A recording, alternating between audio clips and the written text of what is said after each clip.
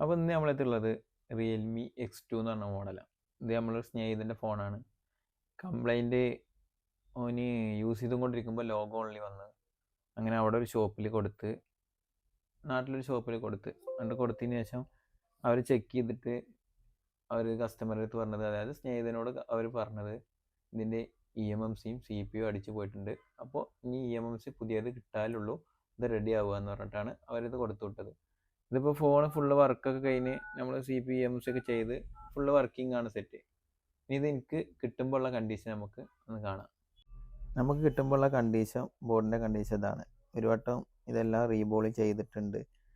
പ്രോപ്പറായിട്ടല്ല അതിൻ്റെ CPU fix ആക്കിയിട്ടുള്ളത്. അപ്പോൾ നമ്മളൊക്കെ റിമൂവ് ചെയ്ത് ചെക്ക് ചെയ്യുമ്പോൾ പ്രിൻ്റ് മിസ്സിങ് ഉണ്ട്. പിന്നെ CPUൻ്റെ ബോൾ ഷോർട്ടായിട്ടുണ്ട്. ബോർഡ് 2-3 പേര് ചെയ്ത പോലെ ഉണ്ട്. ബോർഡ് ഷോർട്ടായിട്ടുണ്ട്. അപ്പോൾ ഇനി നമുക്കൊന്നത് ട്രൈ ചെയ്ത് നോക്കണം. അങ്ങനെ ഞാൻ ഫുള്ള് റിമൂവ് ആക്കി ക്ലീൻ ആക്കി നോക്കുമ്പോൾ ഒരു 4 പ്രിൻ്റോളം മിസ്സിങ് ഉണ്ട്. ഇനി അത് റീഫിക്സ് ചെയ്തിട്ട് നോക്കാം.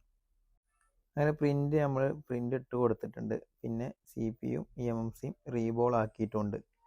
അപ്പോൾ ഇനി ഇത് നമുക്ക് റീഫിക്സ് ചെയ്യണം.